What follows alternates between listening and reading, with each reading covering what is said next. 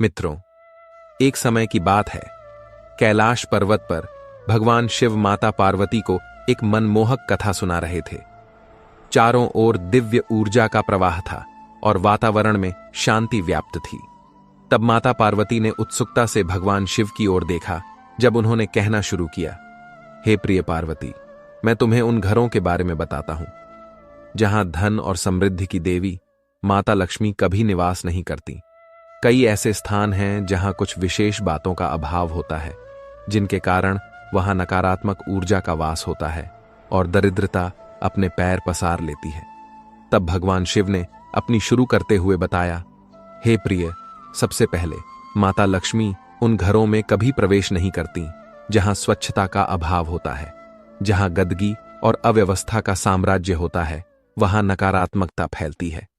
तो आज आपको मैं एक कहानी सुनाने जा रहा हूं। प्रिय, बहुत पुराने समय की बात है, जब शहरों का शोर दूर था और प्रकृति का संगीत हर सुबह का स्वागत करता था।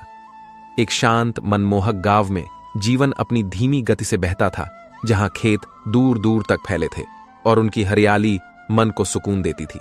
गांव की पगडंडियां कच्ची थीं, बारिश में कीचड़ से सन जाती और गर्मियों में धूल उड़ाती, मगर उनमें एक अपनी सी मिट्टी की सौंधी महक बसी थी, जो हर आने जाने वाले को अपनेपन का एहसास कराती थी।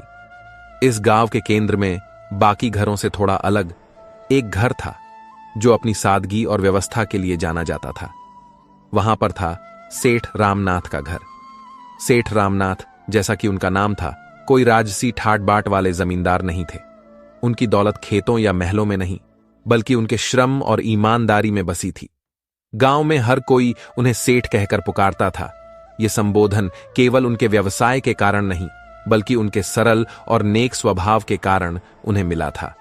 उन्होंने अनाज का एक छोटा सा व्यापार शुरू किया था, जो अथक परिश्रम और अटूट सत्यनिष्ठा के बल पर धीरे धीरे फल फूल रहा था। रामनाथ का जीवन एक अनुशासित दिनचर्या का पालन करता था। सुबह की पहली किरण फूटने से पहले, जब आसमान में तारों की अंतिम चमक बाकी होती थी, वे अपने काम के लिए निकल पड़ते। उनकी दिनचर्या खेतों की बुवाई से लेकर बाजार में अनाज बेचने तक फैली थी। वे कभी शिकायत नहीं करते, क्योंकि उनका मानना था कि परिश्रम ही सफलता की कुंजी है। दिन भर की कड़ी मेहनत के बाद जब सूरज पश्चिम की ओर ढलने लगता और आसमान सिंदूरी रंग से भर जाता, वे अपने घर की ओर लौटते। उनके घर लौटने का क्षण हमेशा एक सुखद अनुभव होता था। दरवाजे पर उनकी पत्नी सीता खड़ी मिलती थी, एक ऐसी स्त्री जिसकी मुस्कान में पूरे दिन की थकान मिटाने की शक्ति थी। सीता का चेहरा हमेशा प्रेम और संतोष से भरा रहता था। उसकी आंखों में एक अजीब सी शाति झलकती थी। वह रामनाथ की हर जरूरत को समझती थी और उनके लौटने पर एक गर्मजोशी भरा स्वागत करती थी, जो दिन भर की भागदौड़ के बाद उन्हें घर की असली सुख शांति का एहसास कराता था। वे एक दूसरे के पूरक थे, एक ऐसा जोड़ा जिसने अपने श्रम और प्रेम से अपने छोटे से संसार को खुशियों से भर दिया था। परंतु उन्हें यह पता नहीं था कि जीवन में कुछ ऐसी अदृश्य मर्यादाएं भी होती हैं, जिन्हें भंग करने से सुख समृद्धि का ताना बाना बिखर सकता है, और तब दरिद्रता की काली छाया घर को घेर लेती है। मित्रों, रामनाथ की पत्नी का नाम था सीता। सीता बहुत ही शांत और संयमी स्त्री थी। चेहरे पर हमेशा सादगी झलकती थी। माथे पर छोटी सी बिंदी, साड़ी का पल्ला सिर पर। वह मानती थी कि घर की असली शोभा उसके सोने चांदी से नहीं, बल्कि सफाई और सच्चे मन से होती है। हर सुबह सूरज से पहले उठकर वह आंगन बुहारती, तुलसी पर जल चढ़ाती और फिर चूल्हे में दिया जलाती। उसकी यही दिनचर्या थी, सादगी में भक्ति, भक्ति में अनुशासन। गांव की औरतें अक्सर कहती, सेठानी के घर में तो मां लक्ष्मी खुद रहती हैं। रामनाथ और सीता का एक ही बेटा था, अर्जुन। अभी बस 20 साल का नौजवान, लेकिन संस्कारों में पला बड़ा। अर्जुन दिन भर पिता के काम में हाथ बटाता और रात को मां के पास बैठकर उनकी बातें सुनता। वह मां से कहता, अम्मा, जब आप तुलसी के पास दिया जलाती हैं ना, लगता है घर में सचमुच देवी उतर आई हैं। सीता मुस्कुरा देती और कहती, बेटा, देवी तो हर उस घर में रहती हैं जहां सफाई और श्रद्धा होती है। बस उन्हें मानने वाला दिल चाहिए। समय बीतता गया।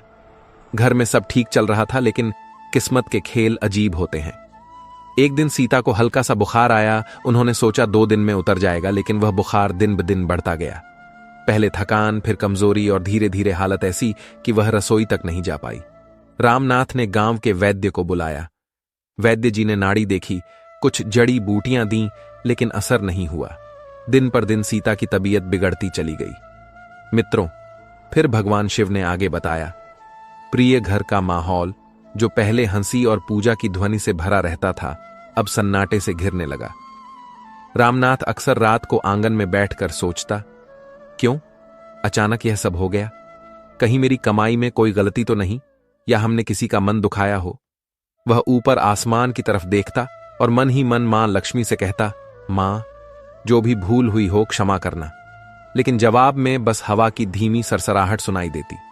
अर्जुन हर पल मां के पास रहता, उनके लिए काढ़ा बनाता, सिर दबाता और धीरे धीरे यह समझने लगा कि घर की नींव मां ही होती है। सीता के बीमार पड़ते ही घर का सारा क्रम बदल गया था। जो रसोई हमेशा चमकती थी, अब वैसी नहीं रही। सफाई में ढिलाई आने लगी। पूजा भी कभी होती, कभी नहीं। धीरे धीरे वह पवित्रता जो घर की पहचान थी, जैसे फीकी पड़ गई। एक रात जब सेठ अपनी पत्नी के सिरहाने बैठा था, उसने कहा, सीता, मैं सोच रहा हूं अब अर्जुन की शादी कर दूं। सीता ने धीरे से आंखें खोली। इतनी जल्दी? अभी तो वह बच्चा है।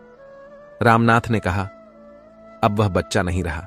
घर को संभालने वाला समय आ गया है, और मैं चाहता हूं कि जब तक तुम हो, नई बहू को अपने हाथों से देख लो। ये कहते कहते उसकी आवाज भारी हो गई। सीता ने कुछ पल सोचा, फिर बोली, अगर तुम्हें लगता है कि यही सही है तो कर दो। अगले ही दिन उसने तय कर लिया कि वह अपने बेटे के लिए एक सचरित्र और संस्कारी लड़की ढूंढेगा, जो घर को फिर से वैसे ही सजा दे जैसे उसकी पत्नी ने किया था। गांव में खबर फैल गई कि सेठ रामनाथ अपने बेटे अर्जुन के लिए बहू ढूंढ रहे हैं। चौपालों पर बैठे बुजुर्ग हों या कुएं पर बातें करती औरतें, सबके बीच यही बात घूम रही थी। कोई कहता, सेठ जी को बड़ी खानदान की बहू चाहिए होगी, तो कोई जवाब देता, नहीं, वह तो सादगी और संस्कारों वाले घर की लड़की ही पसंद करेंगे। धीरे धीरे यह बात पूरे इलाके में फैल गई। हर कोई जानता था कि सेठ रामनाथ अपने बेटे की गृहस्थी बसाने की तैयारी कर रहे हैं। रिश्तों की चर्चा शुरू हुई तो आसपास के गांवों से लोग सुझाव देने आने लगे। हर कोई अपने घर की बेटी की तारीफ करता।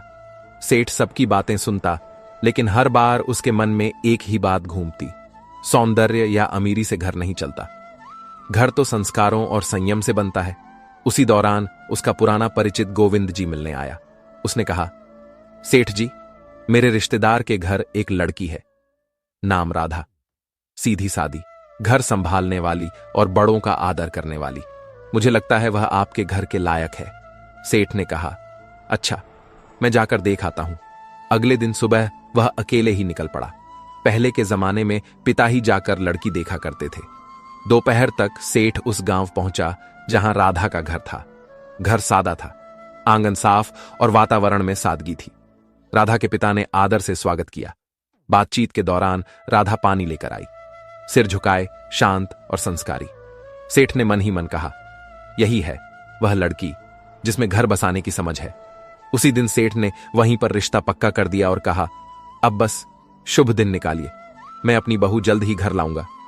घर लौटकर उसने सीता से कहा, मैंने लड़की देख ली, नाम राधा है, स्वभाव बहुत अच्छा है, सूरत में सादगी है, आंखों में आदर झलकता है। सीता ने शांत स्वर में कहा, अगर तुम्हें मन से ठीक लगी है तो वहीं सही, लड़की वहीं अच्छी जो घर को अपनाए। सेठ ने सिर हिलाया। मन को सुकून मिला है, लगता है अब घर फिर से बस जाएगा। कुछ ही दिनों में रिश्ता तय हो गया। शुभ मुहूर्त निकला और दोनों घरों में खुशी की लहर दौड़ गई। समय बीता और शादी का दिन आ गया। सादगी से मगर पूरे रीति रिवाजों के साथ विवाह हुआ। राधा अब सेठ रामनाथ के घर की बहू बन चुकी थी। शादी को कुछ हफ्ते बीत चुके थे। घर में नई रौनक थी, सब कुछ जैसे फिर से जीवंत हो उठा था। राधा सुबह जल्दी उठती, आंगन में जल छिड़कती, तुलसी को प्रणाम करती और रसोई में मां अन्नपूर्णा का भोग तैयार करती। सीता के चेहरे पर सुकून था। उन्हें लगता था जैसे घर में मां लक्ष्मी खुद आकर बस गई हों। लेकिन जैसे जैसे दिन बीते, राधा की आदतें बदलने लगीं। वह अब सुबह देर तक सोने लगी और कुछ ही दिनों में आंगन की सफाई का समय बदल गया। पहले सूर्योदय से पहले झाड़ू की आवाज आती थी, अब सूरज ऊंचा छड़ आता था, तब भी आंगन में बिखरे पत्ते वैसे ही पड़े रहते। मित्रों, कहानी सुनाते हुए भगवान शिव ने माता पार्वती से कहा, प्रिय, एक सुबह सीता तुलसी पर जल चढ़ाने निकली तो देखा कि झाड़ू कोने में पड़ी है और राधा अभी तक नहीं उठी। वे कमरे में गईं और धीरे से बोलीं, बेटी, अब तो सूरज आंगन तक आ गया, उठ जा। घर की रौनक सुबह की सफाई से शुरू होती है। राधा ने नींद में आंखें खोलीं और बोली, मां जी, आज बहुत नींद आ रही थी, बस थोड़ा और सोने दीजिए। सीता ने कहा, बेटी, देर तक सोने से मन में सुस्ती आती है और जब मन सुस्त हो जाए तो लक्ष्मी जी भी घर का रास्ता भूल जाती हैं। सुबह की हवा और सूरज की किरणें घर की बरकत होती हैं, इन्हें यूं मत खो। राधा ने हल्की मुस्कान दी, मां जी, मैं कल से ध्यान रखूंगी। लेकिन अगले दिन वही हुआ। सूरज निकला, आंगन में सन्नाटा रहा और तुलसी की मिट्टी सूखी पड़ी थी। कुछ दिनों बाद एक और बात हुई। राधा झाड़ू लगा रही थी, तभी झाड़ू गलती से उसके पैर से लग गई। सीता ने देखते ही आवाज लगाई, राधा बेटी, झाड़ू को पैर मत लगाना, यह मां लक्ष्मी का प्रतीक होती है। राधा ने हंसते हुए कहा, अरे मां जी, ये तो बस झाड़ू है, गलती से लग गया, अब इसमें क्या अपशकुन। सीता ने झाड़ू उठाकर दीवार के पास रखते हुए बोला, बेटी, यही तो गलती है। जब इंसान छोटी बातों को हल्के में लेता है तब बड़ी बरकतें उससे रूठ जाती हैं। झाड़ू सिर्फ सफाई का औजार नहीं, यह लक्ष्मी जी का आशीर्वाद है जो गंदगी दूर करती है। राधा ने हल्के स्वर में कहा, मां जी, आप भी ना हर चीज को पूजा बना देती है। सीता मुस्कुराई, मगर आंखों में चिंता उतर आई। धीरे धीरे राधा का ध्यान घर की सफाई और रसोई से हटने लगा। एक रात वह खाना बनाकर थक गई और झूठे बर्तन चूल्हे के पास ही छोड़कर सोने चली गई। आधी रात को जब सीता पानी पीने उठी तो देखा कि रसोई में झूठे बर्तनों का ढेर लगा है। सुबह उन्होंने राधा से कहा, बेटी, रसोई मां अन्नपूर्णा का घर है, वहां गंदगी छोड़ना ठीक नहीं। रात की गंदगी से नकारात्मकता पनपती है। राधा ने कहा, मां जी, आप तो बस चिंता करती रहती हैं, मैं साफ कर दूंगी ना अभी। सीता ने गहरी सांस लेकर कहा, बेटी, जो काम शाम का हो उसे सुबह तक टालना बरकत को टालना है। साफ रसोई से ही सुख का आरंभ होता है। राधा ने कुछ नहीं कहा, पर उसके चेहरे पर थकान और अनिच्छा साफ झलक रही थी। शाम का समय था, सूरज ढल चुका था और घर में दिया जलाने का वक्त था। तभी राधा ने झाड़ू उठाई और आंगन बुहारने लगी। सीता ने तुरंत आवाज लगाई, राधा, शाम को झाड़ू नहीं लगाते बेटा, इस वक्त मां लक्ष्मी घर में प्रवेश करती हैं। राधा ने बिना रुके कहा, मां जी, जब दिन में वक्त नहीं मिलता तो शाम को ही सफाई करनी पड़ती है, इससे क्या फर्क पड़ता है। सीता दरवाजे पर खड़ी होकर बोली, फर्क पड़ता है बेटी, शाम को झाड़ू लगाने से लक्ष्मी जी का आशीर्वाद बाहर निकल जाता है। बरकत सिर्फ कमाई से नहीं आती, आदतों से आती है। राधा ने झाड़ू एक ओर रख दी और बोली, मां जी, मैं आपकी इज्जत करती हूं, पर अब जमाना बदल गया है, लोग यह सब बातें नहीं मानते। सीता ने शांत स्वर में कहा, बेटी, जमाना बदल सकता है, लेकिन घर की नींव नहीं। जो परंपरा से जुड़ा रहे वही स्थिर रहता है। कुछ दिन बाद एक और घटना हुई। राधा ने खाना खत्म होने के बाद झूठे बर्तन चूल्हे के ऊपर रख दिए। जब सीता ने देखा तो बोली, बेटी, चूल्हा मां अन्नपूर्णा का आसन है, वहां झूठे बर्तन नहीं रखे जाते। राधा ने बिना ऊपर देखे कहा, मां जी, मैंने बस जगह की कमी से रख दिए थे, बाद में धो दूंगी। सीता ने कहा, रसोई में पवित्रता सबसे जरूरी है, अगर चूल्हे पर गंदगी होगी तो लक्ष्मी जी की कृपा भी घट जाएगी। राधा ने मुस्कुराते हुए कहा, मां जी, हर चीज में देवी ढूंढना बंद कीजिए, खाना तो मैंने बना ही दिया ना, अब थोड़ी देर में सब साफ हो जाएगा। सीता ने कोई जवाब नहीं दिया। उनके चेहरे पर निराशा थी, मगर मन में अब भी उम्मीद थी कि शायद एक दिन राधा इन बातों का अर्थ समझ लेगी। धीरे धीरे घर का माहौल बदलने लगा। पहले जहां सुबह पूजा की घंटी बजती थी, अब सन्नाटा रहता था। तुलसी के पास मिट्टी सूख गई थी, दीपक बुझा रहता था। सीता अब भी हर सुबह तुलसी के सामने खड़ी होकर कहती, हे मां, इस घर पर अपनी कृपा बनाए रखना, मेरी बहू को सही समझ देना। लेकिन जैसे घर की रोशनी धीरे धीरे कम होती जा रही थी, सेठ रामनाथ अब चिंतित रहने लगा था। उसे लगता घर में कोई अदृश्य भारीपन फैल गया है। एक दिन उसने सीता से कहा, लगता है मां लक्ष्मी रूठ गई हैं। सीता ने चुपचाप सिर झुका लिया। उन्हें पता था यह सब राधा की लापरवाह आदतों का नतीजा है, पर वह अभी भी उसे डांटना नहीं चाहती थी। उनका विश्वास था कि प्यार से समझाने पर राधा बदल जाएगी। समय बीतता गया और घर की रौनक धीरे धीरे जैसे मिट्टी में मिलने लगी। पहले जहां सुबह तुलसी के पास दिया जलता था, अब वहां धूल जमने लगी थी। राधा अब ज्यादातर उदास या व्यस्त रहती। सफाई आधी अधूरी, पूजा कभी कभी, और घर में अब वह अपनापन नहीं था जो पहले हर कोने में झलकता था। सेठ रामनाथ ने सबसे पहले बदलाव अपने व्यापार में महसूस किया। पहले जो सौदे फायदेमंद रहते, अब घाटे में जाने लगे। गोदाम में अनाज में कीड़े लग गए, कुछ सौदे अटक गए और पुराने ग्राहक धीरे धीरे दूर होने लगे। सेठ कई रातें जागकर हिसाब किताब देखता, मगर समझ नहीं पाता कि गलती कहां हो रही है। एक शाम उसने सीता से कहा, सीता, अजीब बात है, अब काम में मन नहीं लगता, जैसे बरकत कहीं गुम हो गई हो। सीता ने धीमे स्वर में कहा, बरकत तब गुम होती है जब घर की पवित्रता कम होने लगे। मां लक्ष्मी वहां नहीं टिकती जहां गंदगी और लापरवाही घर कर जाए। सेठ ने गहरी सांस ली। तू कहना चाहती है कि आगे नहीं बोला, लेकिन दोनों की नजरें एक ही दिशा में उठीं, राधा की ओर। राधा भी यह सब देखती थी, पर उसे लगता कि यह बस समय की मार है। एक दिन जब सेठ गुस्से में बोला, हर काम उल्टा क्यों हो रहा है, तो राधा ने कहा, पिताजी, यह सब अंधविश्वास है। व्यापार में उतार चढ़ाव तो होते रहते हैं। सेठ ने आंखें तरेरी। तू नहीं समझेगी बहू, जब घर की औरतें रीति भूल जाती हैं, तब घर की बरकत खुद रास्ता भूल जाती है। उस दिन के बाद से माहौल और भारी हो गया। घर में छोटी मोटी चीजें टूटने लगीं। राधा ने ध्यान देना बंद कर दिया था। झाड़ू वहीं कोने में पड़ी रहती, रसोई में बर्तन कभी साफ नहीं रहते। सीता अब ज्यादातर चुप रहने लगी थी। वह हर शाम तुलसी के पास बैठकर मन ही मन कहती, हे मां, अब कुछ तू ही कर। एक रात तेज हवा चली और आंगन में रखा दीपक बुझ गया। उसी पल गोदाम से खबर आई, सेठ जी, आग लग गई। सेठ दौड़ा, पर बहुत देर हो चुकी थी। गोदाम का आधा अनाज जल चुका था। गांव वाले कहते, ऐसा तो पहले कभी नहीं हुआ था। रामनाथ वहीं बैठ गया, माथे पर हाथ रखकर बोला, लगता है मां लक्ष्मी ने सच में मुंह मोड़ लिया है। घर लौटते समय उसकी आंखों में आंसू थे। उस रात घर में कोई नहीं बोला। सेठ के दिल में पहली बार यह एहसास बैठ गया था, अब अगर कुछ नहीं बदला तो इस घर की खुशियां कभी वापस नहीं आएंगी। सेठ की मेहनत, नाम और इज्जत सब एक साथ डूब गए। घर का माहौल भी अब बदल चुका था। पहले जहां हर सुबह पूजा की घंटी और तुलसी की खुशबू होती थी, अब वहां सन्नाटा था। सेठ रामनाथ दिन रात चिंताओं में डूबा रहता। रात को अक्सर बरामदे में बैठकर बुदबुदाता, मां लक्ष्मी कहां चली गई तू। एक शाम सेठ घर लौटा। चेहरा गुस्से से लाल था। वह आंगन में बैठ गया और एकदम से बोला, बस अब और नहीं सह सकता मैं यह सब। सीता चौंकी। क्या हुआ जी?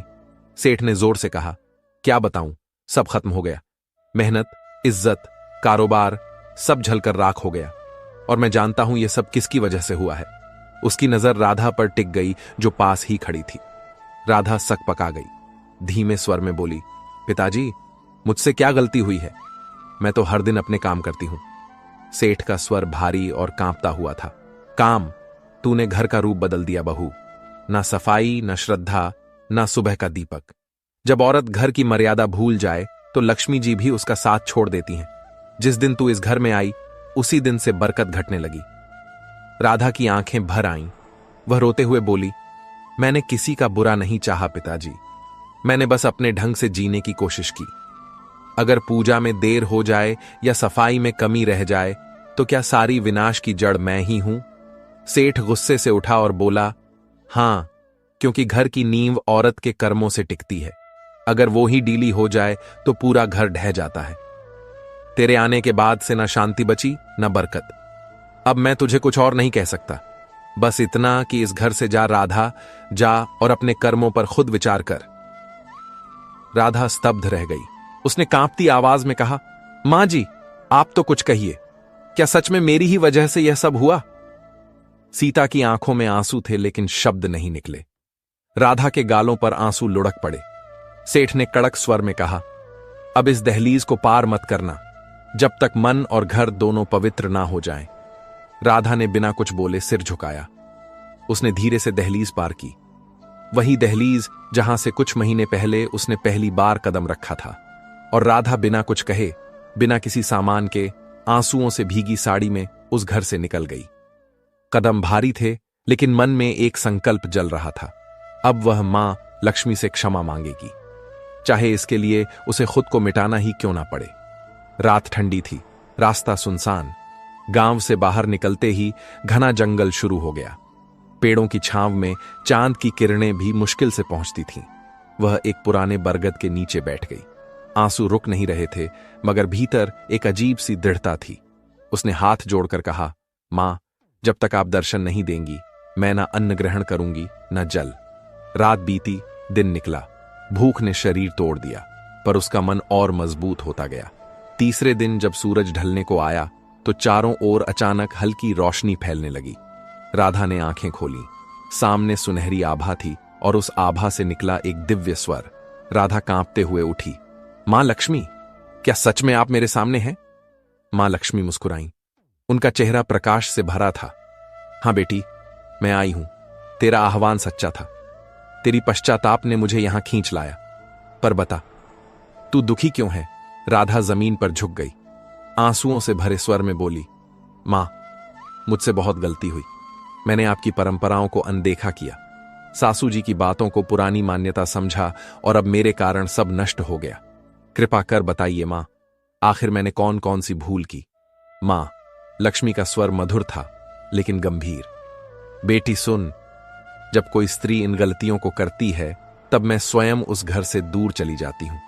फिर उन्होंने अपनी उजली हथेली उठाई और एक एक करके बताया। मित्रों, भगवान शिव ने माता पार्वती को कहानी सुनाते हुए आगे बताया कि मां लक्ष्मी को राधा ने बताया। पहली गलती, उन्होंने कहा, जब कोई स्त्री झाड़ू को पैर से लगाती है, तो वह मां लक्ष्मी का अपमान करती है, क्योंकि झाड़ू ही स्वच्छता और समृद्धि का प्रतीक है। दूसरी गलती, जब झूठे बर्तन चूल्हे पर रखे जाते हैं, तो अन्न की देवी मां अन्नपूर्णा नाराज होती हैं। जहां अपवित्रता रहती है, वहां मैं प्रवेश नहीं करती। तीसरी गलती, जब दहलीज पर बैठकर भोजन किया जाता है, तो वह स्थान जो स्वागत और आशीर्वाद का होता है, अशुद्ध हो जाता है। मैं दहलीज से लौट जाती हूं। चौथी गलती, जब शाम के समय झाड़ू लगाया जाता है, तो वह मेरे आगमन के समय मुझको ही घर से बाहर निकाल देता है। पांचवी गलती, जब स्त्रियां देर तक सोती हैं और सूरज के निकलने के बाद भी घर बंद रहता है, तो आलस्य के कारण घर की ऊर्जा नष्ट होती है। मैं ऐसे घरों में नहीं ठहरती। छठी गलती, जब आंगन की सफाई नहीं होती, तो वहां नकारात्मकता फैलती है, और मैं वहीं से लौट जाती हूं जहां गंदगी देखती हूं। सातवीं गलती, जब झूठे बर्तन रात भर रसोई में पड़े रहते हैं, तो वह अंधकार को बुलाते हैं, और मैं ऐसे घरों से विदा ले लेती हूं। आठवीं गलती, जब किसी के सामने दरवाजे को पैर या ठोकर से ठोका जाता है, तो वह घर की मर्यादा को चोट पहुंचाता है। मैं वहां टिक नहीं सकती जहां आदर ना हो। नौवीं गलती, जब घर में झगड़ा और कटुता रहती है, तो मेरा स्वरूप जो शांति है, वहां टिक नहीं सकता। 10वीं गलती, और जब स्त्रियां अपनी पूजा, सफाई और संयम को हल्के में लेती हैं, तो वह खुद अपने हाथों से सुख के द्वार बंद कर देती हैं। भगवान शिव ने आगे कहा। अब मां लक्ष्मी की आवाज धीमी हुई और बोली, याद रखो बेटी, मैं हमेशा वहीं बसती हूं जहां स्वच्छता, श्रद्धा और सच्चा मन होता है। यह रीति नहीं, जीवन का संतुलन है। राधा की आंखों से आंसू रुक नहीं रहे थे। उसने कांपते हुए कहा, मां, अब समझ गई, घर की रौनक सजावट से नहीं, आदर और पवित्रता से आती है। मां लक्ष्मी मुस्कुराई। तूने गलती मानी है, अब तेरा घर फिर उजलेगा। जा बेटी, अपने ससुराल लौट जा, तेरे लौटते ही बरकत भी लौटेगी। इतना कहकर देवी का रूप धीरे धीरे प्रकाश में विलीन हो गया। राधा वहीं झुकी रही, हाथ जोड़कर बोली, मां, मैं आपका वचन निभाऊंगी। अब इस जन्म में फिर कोई ऐसी भूल नहीं करूंगी। फिर उसने सिर उठाया, आंसुओं में मुस्कान थी, और कदम गांव की ओर बढ़ा दिए। जैसे ही उसने दहलीज पार की, सीता दौड़ कर आई और आंसुओं के साथ बोली, राधा, तू लौट आई। राधा ने कहा, मां जी, मैंने सब समझ लिया है। मां लक्ष्मी घर में तभी बसती हैं जब सफाई, पूजा और श्रद्धा साथ हो। उसी दिन से घर में फिर रौनक लौट आई। व्यापार संभल गया और पूरे गांव में चर्चा होने लगी। सेठ जी के घर में मां लक्ष्मी फिर से बस गईं। दोस्तों, आगे भगवान शिव ने माता पार्वती से कहा, हे प्रिय, याद रखिए, जो स्त्रियां घर में गंदगी रखती हैं, देर तक सोती हैं, रसोई में झूठे बर्तन छोड़ती हैं, शाम को झाड़ू लगाती हैं, दहलीज पर बैठती हैं या सफाई को हल्के में लेती हैं, उस घर में कभी मां लक्ष्मी प्रवेश नहीं करती। ऐसे घरों में सुख नहीं टिकता, बल्कि दरिद्रता और दुख का वास बन जाता है। मां लक्ष्मी उन्हीं घरों में निवास करती हैं जहां स्वच्छता, सच्चाई और श्रद्धा हो। तो बहनों और भाइयों, अगर आप चाहते हैं कि आपके घर में मां लक्ष्मी की कृपा सदा बनी रहे, तो इन 10 गलतियों को आज से ही छोड़ दीजिए और अपने घर को पवित्र रखिए। अब आगे की कहानी में हम आपको बताएंगे कि किस प्रकार माता लक्ष्मी कहती हैं, घर की यह 5 चीजें कभी दूसरों को नहीं देनी चाहिए। हमारे हाथ से दान में दिए गए इन 5 वस्तुओं से हमें भयंकर आपत्ति का सामना करना पड़ सकता है। तो चलिए, आज हम आपको मां लक्ष्मी द्वारा सुनाई गई एक प्राचीन कथा सुनाते हैं। इस कथा के माध्यम से आपको पता चल जाएगा कि एक स्त्री को अपने घर की वह कौन सी चीजें हैं जो दूसरों को नहीं देनी चाहिए। जो भी स्त्री यह चीजें दूसरों को दे देती है, मां लक्ष्मी उसके घर को छोड़कर चली जाती हैं। इसीलिए दोस्तों, आप इस कथा को पूरा जरूर सुनें, क्योंकि आधा अधूरा ज्ञान विष के समान घातक होता है। जो भी इस कथा को पूरा सुनता है, मां लक्ष्मी उसकी झोली खुशियों से भर देती है। तो चलिए, बिना देरी किए आपको वह प्राचीन कथा सुनाते हैं। दोस्तों, प्राचीन समय की बात है। मध्य देश में एक अत्यंत शोभायमान नगरी थी। उस नगरी में एक सुकन्या नाम की स्त्री अपने पति और सास ससुर के साथ निवास करती थी। सुकन्या एक पतिव्रता नारी थी जो सत्य धर्म का पालन करने में तत्पर और गृह कार्य में दक्ष थी। सुकन्या का स्वभाव अत्यंत दयालु था। वह सदैव दूसरों की सहायता किया करती थी। सुकन्या का पति संजय एक वैश्य था। उसकी अनाज की एक दुकान थी। वह बाजार में लोगों की जरूरत की चीजें बेचा करता था। सुकन्या अपने पति से बहुत अधिक प्रेम करती थी। वह अपने पति को ही परमेश्वर मानकर उसकी सेवा करती थी। सुकन्या नित्य पति से पहले जागती थी, अपने घर का आंगन स्वच्छ करती थी, फिर रंगोली बनाकर आंगन की सजावट करती थी। उसके बाद वह अपने घर को स्वच्छ करती, फिर स्नान आदि कार्य संपन्न करके वह तुलसी को जल देती थी और देवी देवताओं का पूजन करती थी।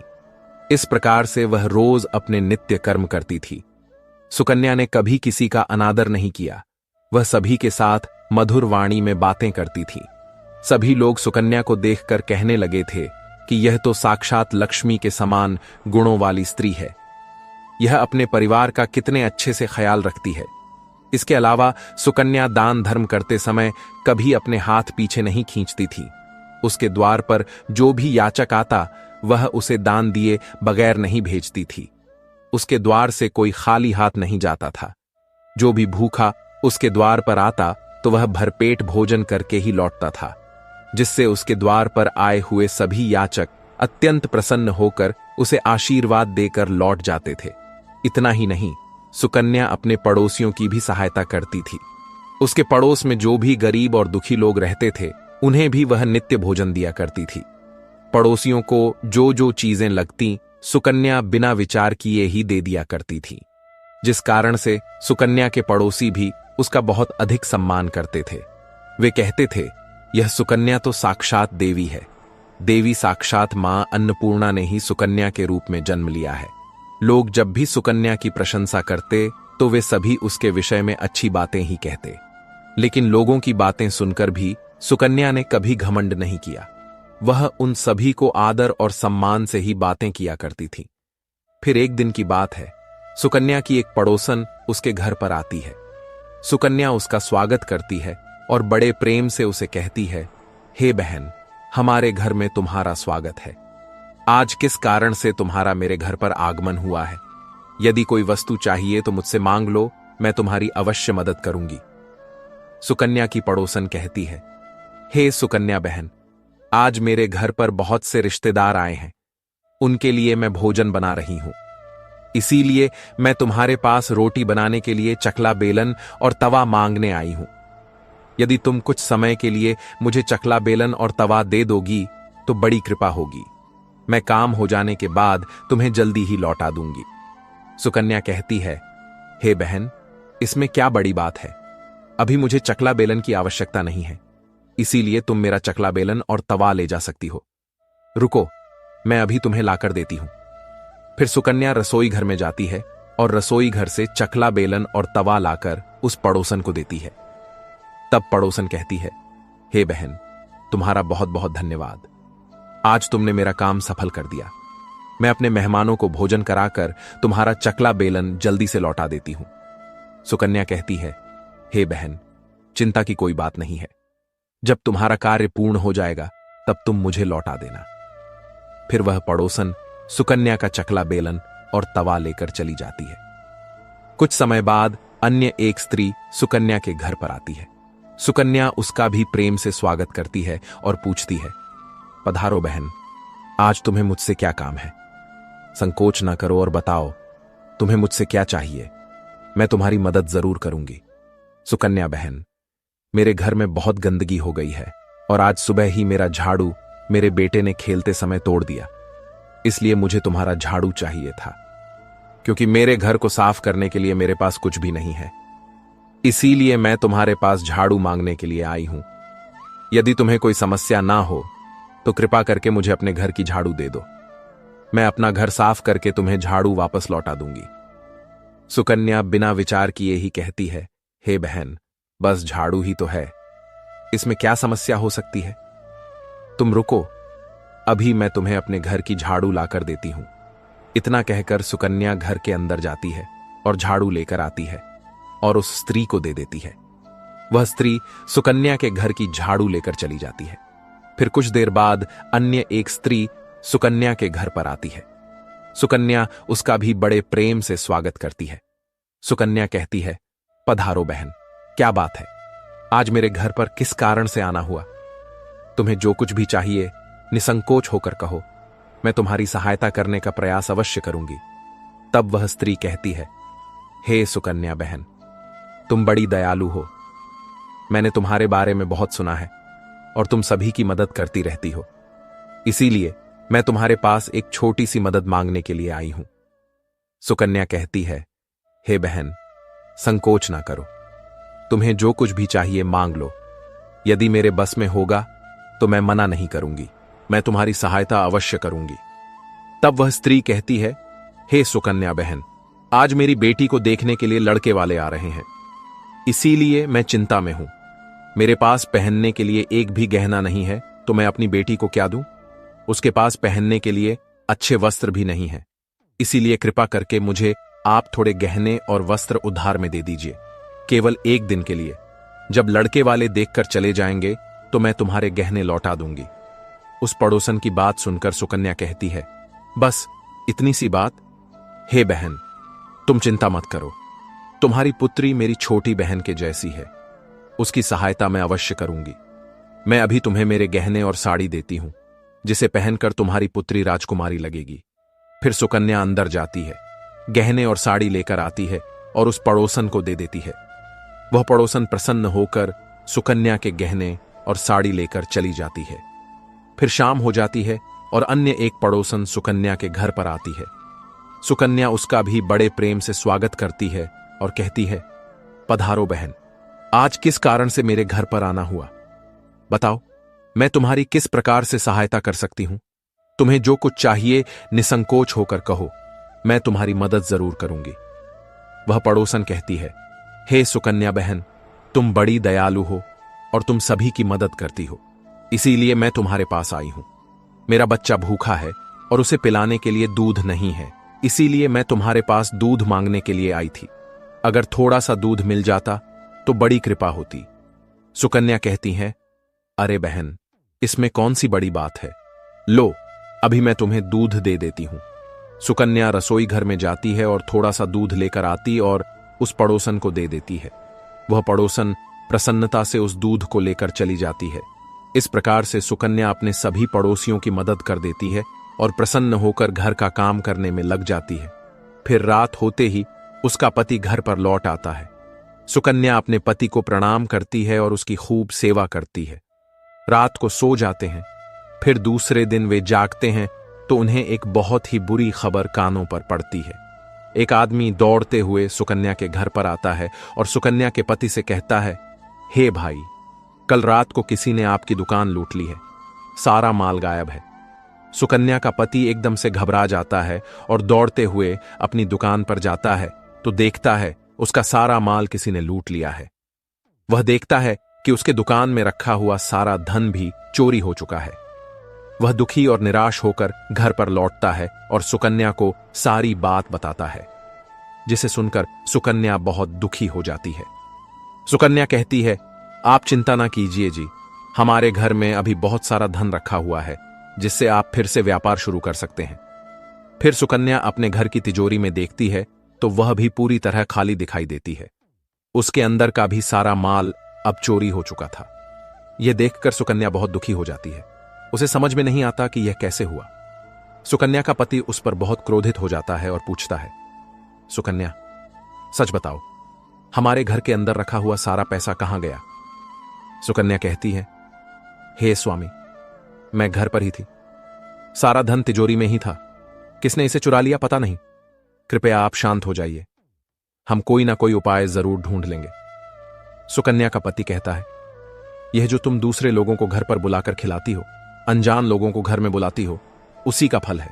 तुम्हारी मूर्खता के कारण आज मुझे यह दिन देखना पड़ रहा है। हर समय किसी ना किसी को दान देती रहती हो, यह उन्हीं में से किसी ने हमारे घर का सारा पैसा चुरा लिया है। क्रोध में आकर सुकन्या का पति उसे भला बुरा कहता है। सुकन्या की सास भी उसे बहुत कोसती है और कहती है, तुम ही इन पड़ोसियों को घर की चीजें देती रहती हो, बिना सोचे किसी की भी मदद कर देती हो, उन्हीं में से किसी ने सारा पैसा चुरा लिया है। घर के सभी लोग सुकन्या को भला बुरा कहने लगते हैं। फिर सुकन्या अपने पति को दिलासा देते हुए कहती हैं, हे नाथ, मैंने मेरे कुछ गहने हमारी पड़ोसन को दिए हैं, मैं उसके पास से गहने लेकर वापस आती हूं। फिर सुकन्या उस गरीब पड़ोसन के घर पर जाती है तो देखती है उसके घर पर कोई नहीं होता है। वह स्त्री भी घर छोड़कर सुकन्या के गहने लेकर भाग गई होती है। सुकन्या निराश होकर घर पर लौटती है और अपने पति को सारी बात बता देती है। सुकन्या की बात सुनकर उसका पति आग बबूला हो जाता है और सुकन्या को भला बुरा कहने लगता है। सुकन्या का पति कहता है, तुम्हारी मूर्खता के कारण आज मुझे यह दिन देखना पड़ रहा है। हर समय किसी ना किसी को दान देती रहती हो, यह उन्हीं में से किसी ने हमारे घर का सारा पैसा चुरा लिया है। सुकन्या, तुम बड़ी मूर्ख हो, तुम्हारे ही कारण हमारा सारा धन वैभव चला गया है। तुम्हारे दान देने की आदत के कारण ही हमारे ऊपर यह मुसीबत आन पड़ी है। अब तू इस घर में नहीं रह सकती, तू अभी इसी क्षण इस घर को छोड़कर चली जा।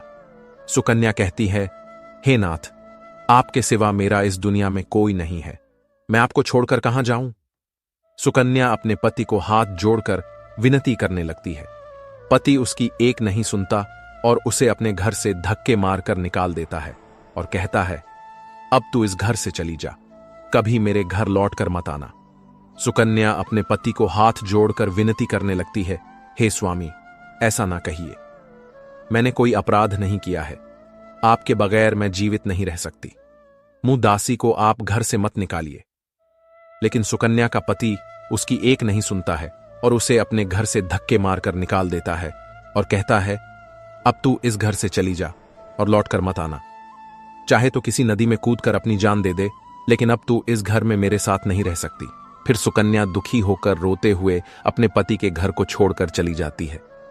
चलते चलते सुकन्या माता लक्ष्मी के मंदिर में जाती है और मां लक्ष्मी से प्रार्थना करते हुए कहती है, हे मां, मैंने ऐसा कौन सा पाप किया है जो मेरी ऐसी दशा हुई है?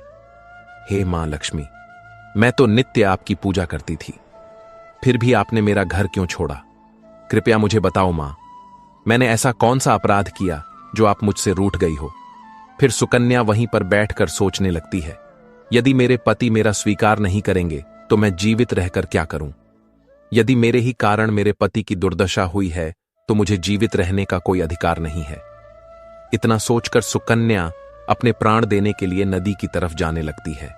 नदी के पास जाकर सुकन्या माता लक्ष्मी से प्रार्थना करती है, हे मां लक्ष्मी, अब मैं अपने प्राण देने जा रही हूं। यदि मेरे द्वारा तुम्हारी पूजा में कोई कमी रह गई हो तो मुझे माफ करो।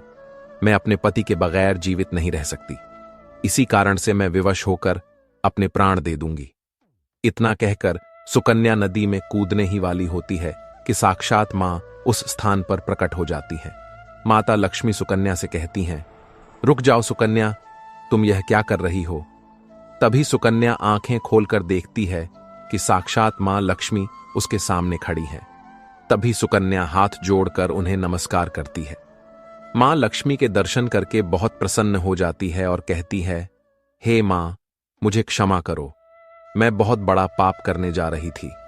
मां लक्ष्मी कहती हैं, हे सुकन्या, मनुष्य को स्वयं अपने प्राण नहीं लेने चाहिए, चाहे कितनी भी बड़ी मुसीबत सामने हो। आत्महत्या करना और किसी को उसे करने के लिए उकसाना दोनों भी बहुत बड़े महापाप हैं। इस पाप से मुक्ति आपको नरक लोक की कठोर से कठोर सजा पाकर ही मिलती है।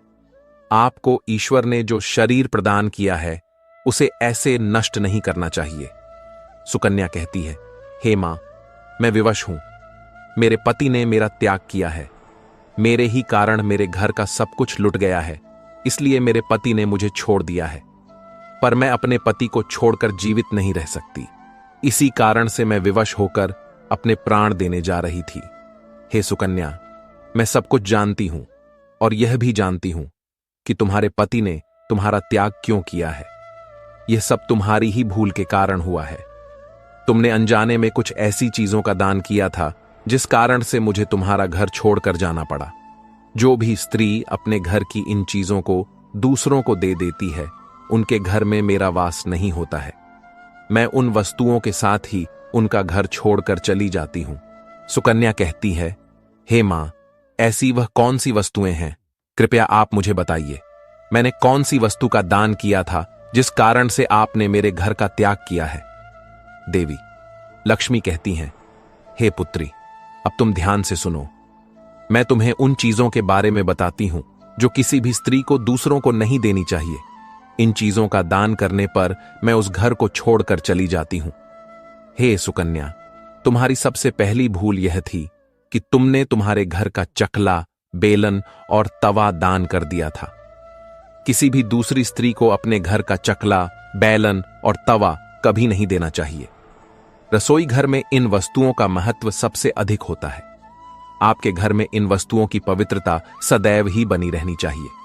इन्हीं वस्तुओं से आपके पूजा घर के भगवान को प्रसाद बनाया जाता है, इसीलिए इन वस्तुओं को हमेशा स्वच्छ और शुद्ध रखना चाहिए। दूसरों को देने पर यह अपवित्र हो सकती है और फिर इनका उपयोग करना अशुभ फल प्रदान करता है। हे सुकन्या, तुमने अपने रसोई घर के चकला, बेलन और तवा अपनी पड़ोसन को देकर पहली बड़ी भूल कर दी, जिस कारण तुम दरिद्रता का भागी बन गई। हे सुकन्या, अब तुम दूसरी वस्तु के विषय में सुनो। तुमने अपनी पड़ोसन को अपने घर में रखी हुई झाड़ू दे दी, जिस वस्तु में मेरा सदैव वास होता है। जो वस्तु मुझे सबसे अधिक प्रिय है, तुमने उसे ही दूसरे को दे दिया। तो फिर मैं तुम्हारे घर में कैसे ठहरती? जो स्त्री अपने घर की झाड़ू दूसरों को दे देती है, मैं उसके घर को त्याग देती हूं।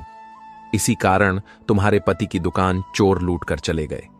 झाड़ू से घर की स्वच्छता की जाती है और जहां पर स्वच्छता होती है उसी स्थान पर मेरा वास होता है। ध्यान में रखना, घर में झाड़ू को हमेशा छिपाकर रखना चाहिए। झाड़ू पर बाहरी व्यक्ति की दृष्टि भी नहीं पड़नी चाहिए। झाड़ू एक अत्यंत पवित्र वस्तु है। इसे पैर नहीं लगाना चाहिए और इससे कभी विष्ठा आदि प्रकार की गंदगी भी साफ नहीं करनी चाहिए। मां लक्ष्मी कहती हैं, हे सुकन्या, अब तुम तीसरी सफेद रंग की वस्तुओं के विषय में सुनो, जो एक स्त्री को दूसरी स्त्रियों को कभी भी नहीं देनी चाहिए। वह है संध्या समय पर घर का नमक, आटा और दूध तथा दही। ऐसा करने से घर में अनाज की कमी पड़ती है।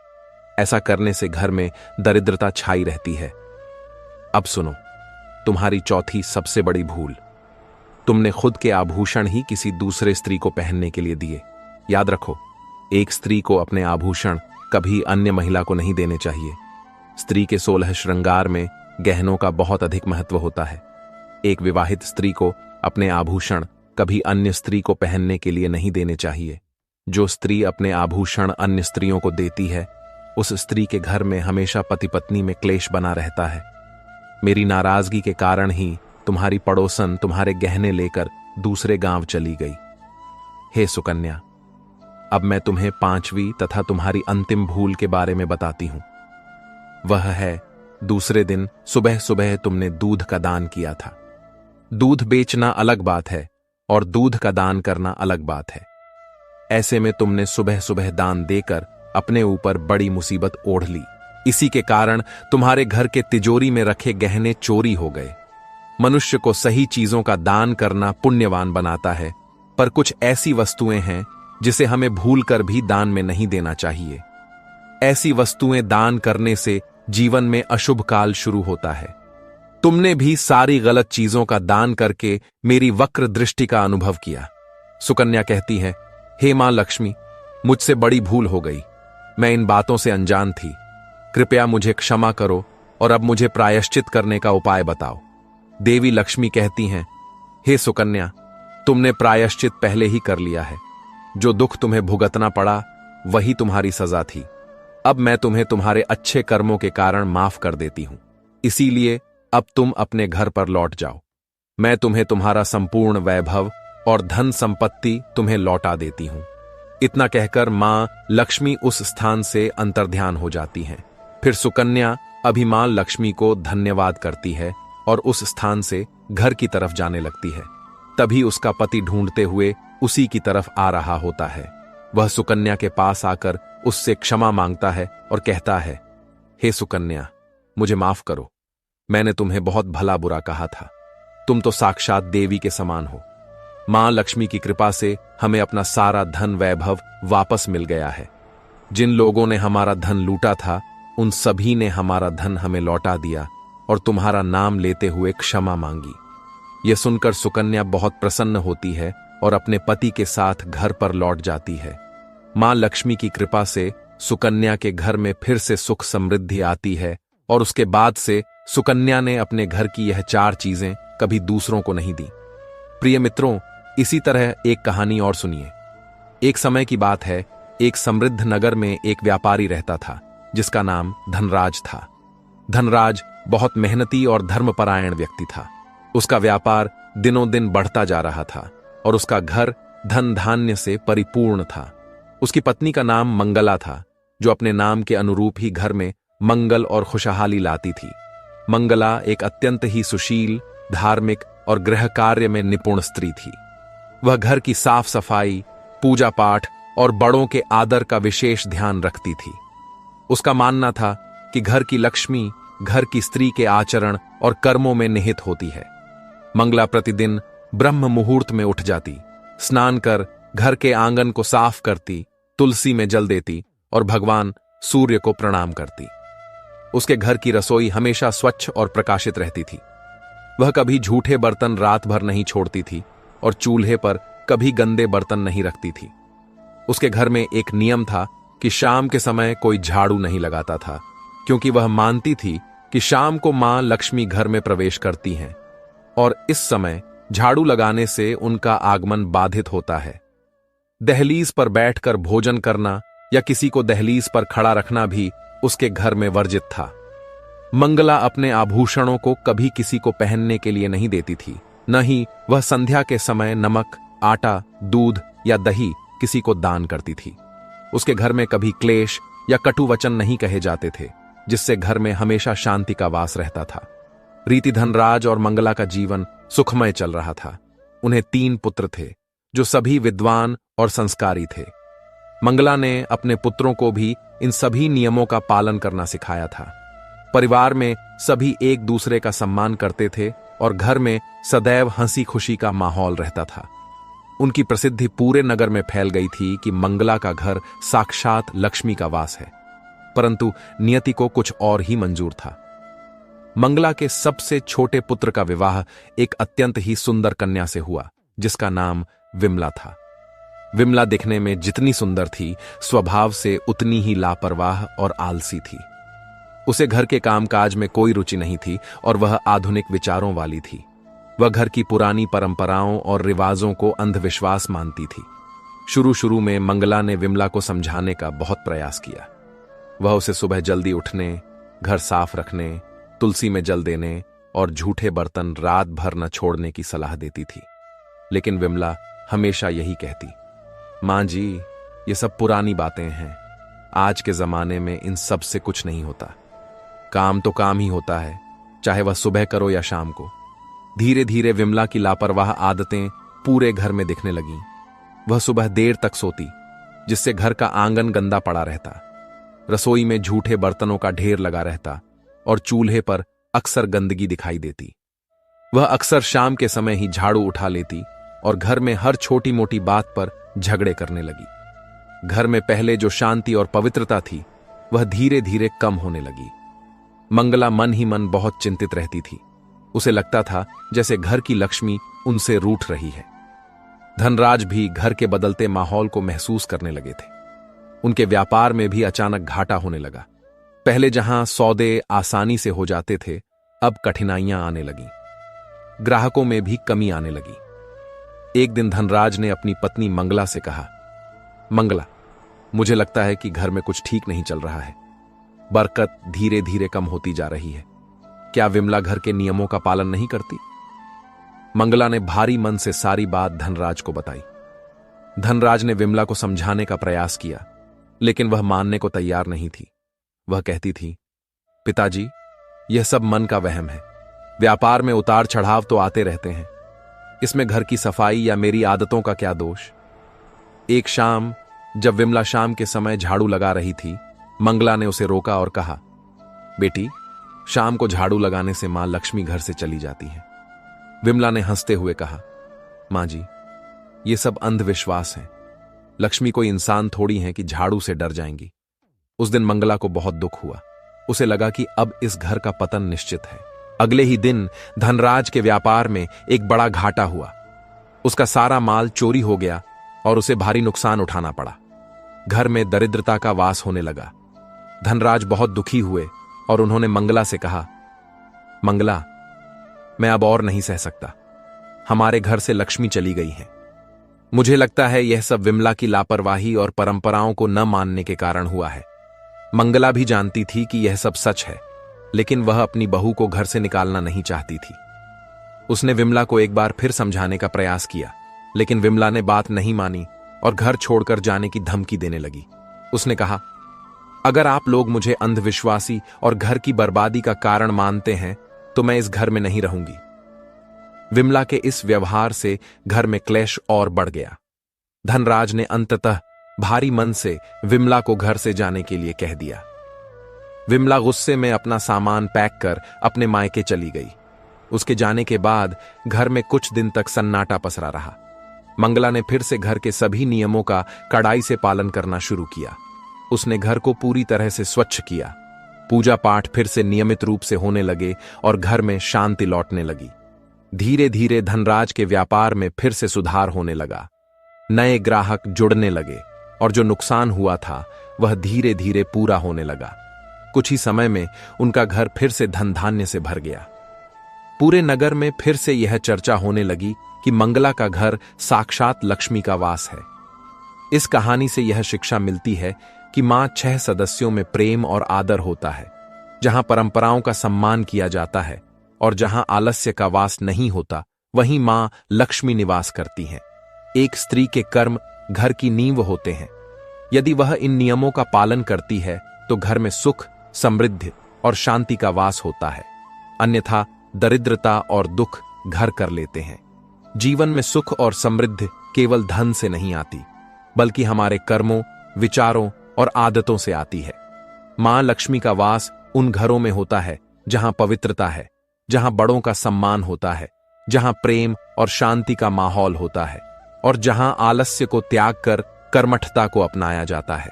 घर की लक्ष्मी घर की स्त्री होती है और उसके आचरण से ही घर का वातावरण बनता है। अपनी छोटी छोटी आदतों में सुधार लाकर, परंपराओं का सम्मान करके और स्वच्छता व श्रद्धा को अपनाकर हम अपने जीवन को सुखमय बना सकते हैं। याद रखें, जहां स्वच्छता, सच्चाई और श्रद्धा हो, वहीं मां लक्ष्मी का निवास होता है। अपने घर को पवित्र रखें, अपने रिश्तों में मिठास घोलें और हर कार्य को पूरी लगन और ईमानदारी से करें। तभी जीवन में वास्तविक सुख और समृद्धि प्राप्त होगी। मित्रों, अब आगे एक और कहानी सुनिए। एक बार की बात है, एक छोटे से गांव में सुरेश नाम का एक किसान रहता था। सुरेश बहुत परिश्रमी था और उसकी पत्नी का नाम राधा था। राधा भी बहुत मेहनती और संस्कारी स्त्री थी। वे दोनों अपने छोटे से खेत में दिन रात काम करते और बड़ी ईमानदारी से अपना जीवन व्यतीत करते थे। उनके घर में भले ही बहुत धन संपत्ति नहीं थी, लेकिन हमेशा सुख, शांति और प्रेम का वास था। राधा घर की साफ सफाई का विशेष ध्यान रखती थी।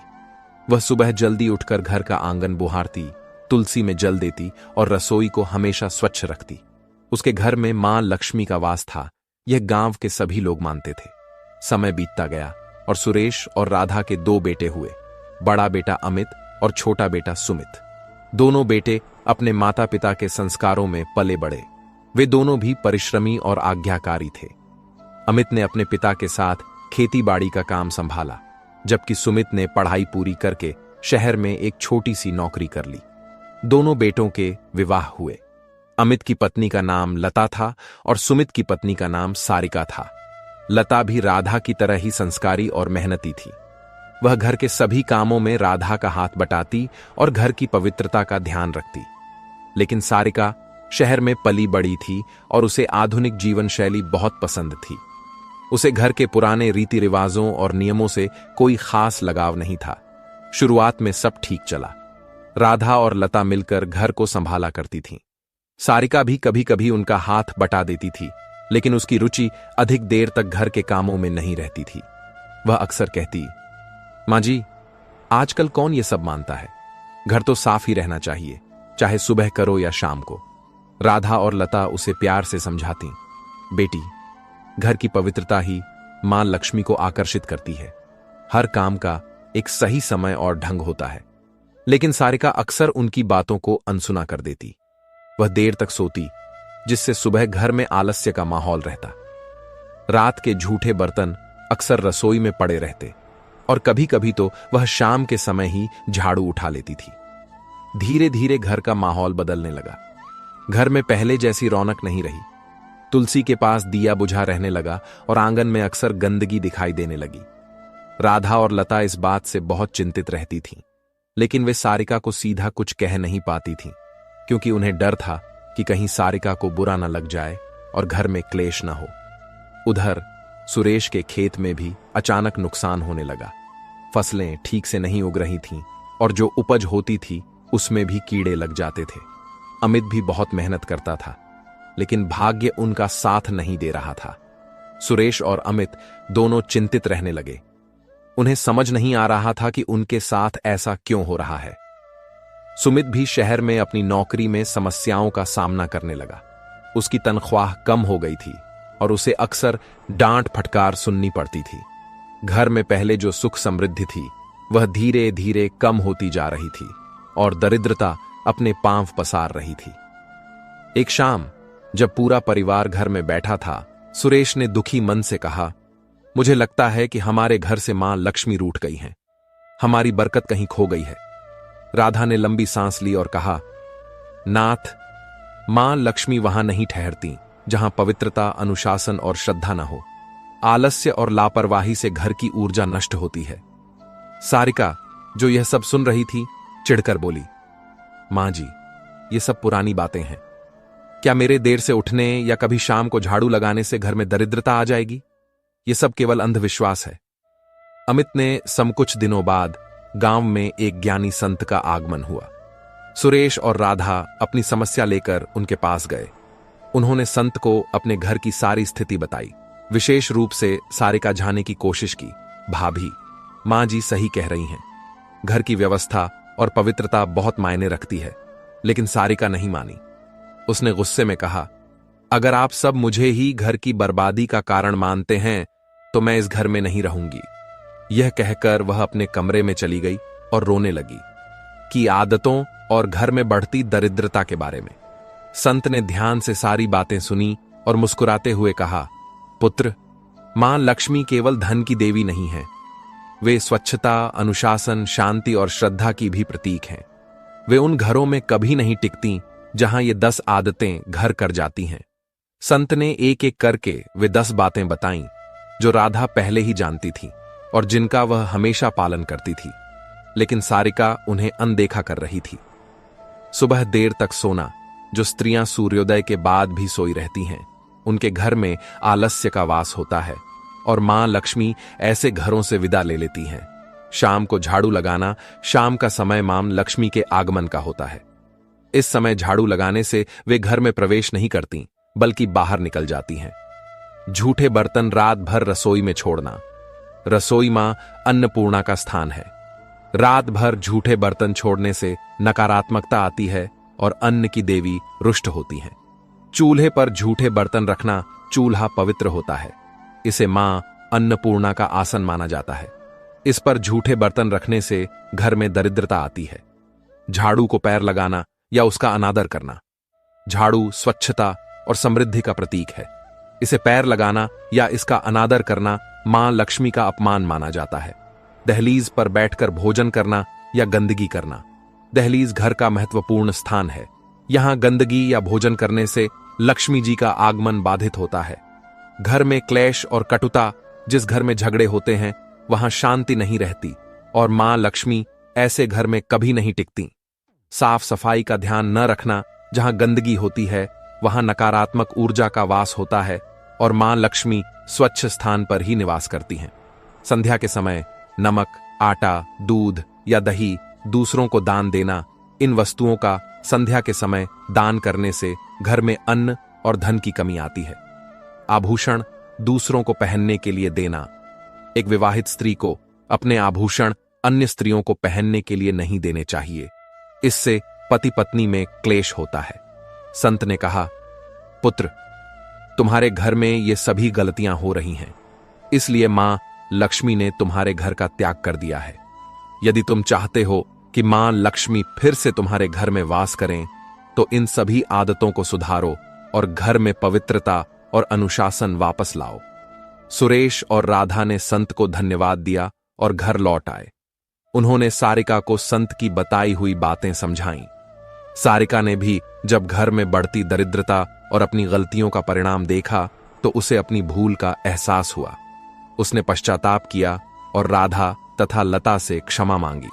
उस दिन के बाद से सारिका ने भी घर के सभी नियमों का पालन करना शुरू कर दिया। वह सुबह जल्दी उठती, घर साफ रखती, रसोई को पवित्र बनाती और सभी के साथ प्रेम पूर्वक व्यवहार करती। धीरे धीरे घर का माहौल बदलने लगा। घर में फिर से शांति और पवित्रता लौट आई। सुरेश के खेत में अच्छी फसल होने लगी और अमित के व्यापार में भी तरक्की होने लगी। सुमित को शहर में एक अच्छी नौकरी मिल गई और उसके घर में भी खुशहाली आ गई। कुछ ही समय में उनके घर में फिर से सुख समृद्धि का वास हो गया और पूरे गांव में यह चर्चा होने लगी कि देखो, सुरेश के घर में मां लक्ष्मी फिर से लौट आई हैं। इस कहानी से हमें यह सीखने को मिलता है कि मां लक्ष्मी केवल पूजा पाठ या धन से प्रसन्न नहीं होती, बल्कि वे हमारे दैनिक आचरण, स्वच्छता, अनुशासन और विचारों से प्रसन्न होती हैं। घर की स्त्री के कर्म ही घर की नींव होते हैं। यदि वह इन नियमों का पालन करती है तो घर में सुख, समृद्धि और शांति का वास होता है। अन्यथा दरिद्रता और दुख घर कर लेते हैं। जीवन एक अनमोल उपहार है और इसे सार्थक बनाना हमारे अपने हाथों में है। हमें यह समझना होगा कि सफलता और खुशियां केवल बाहरी चीजों से नहीं आती, बल्कि हमारे भीतर की पवित्रता, ईमानदारी और लगन से आती है। मां लक्ष्मी का आगमन केवल धन के रूप में नहीं होता, बल्कि वे शांति, स्वास्थ्य, प्रेम और संतुष्टि के रूप में भी हमारे जीवन में प्रवेश करती हैं। यह जरूरी नहीं कि हम बहुत अमीर हों, बल्कि यह जरूरी है कि हम अपने जीवन में मूल्यों और सिद्धांतों को अपनाएं। अपने घर को स्वच्छ और पवित्र रखें, अपने मन को सकारात्मक विचारों से भरें और अपने रिश्तों में प्रेम व सम्मान को बनाए रखें। आलस्य को त्यागें, कर्मठ बनें और हर कार्य को पूरी श्रद्धा से करें। याद रखें, हमारा हर छोटा कर्म, हमारा हर विचार हमारे भविष्य की दिशा तय करता है। जब हम स्वयं को और अपने आसपास के वातावरण को शुद्ध रखते हैं तो सकारात्मक ऊर्जा स्वतः ही हमारे जीवन में प्रवेश करती है। तो आइए आज से ही अपने जीवन में उन आदतों को अपनाएं जो हमें मानसिक, शारीरिक और आध्यात्मिक रूप से समृद्ध बनाती हैं। अपने घर को, अपने मन को और अपने जीवन को पवित्रता का मंदिर बनाएं और फिर देखें कि कैसे मां लक्ष्मी की कृपा सदैव आपके साथ बनी रहती है। आप ही अपने भाग्य के निर्माता हैं और आपके कर्म ही आपकी कहानी लिखते हैं। उठें, जागें और अपने जीवन को एक नई सकारात्मक दिशा दें। तो दोस्तों, ये थी आज की ज्ञानवर्धक कहानियां। कैसी लगी कमेंट करके अवश्य बताएं और हमारे चैनल को सब्सक्राइब करना ना भूलें। धन्यवाद। जय श्री कृष्णा। राधे राधे।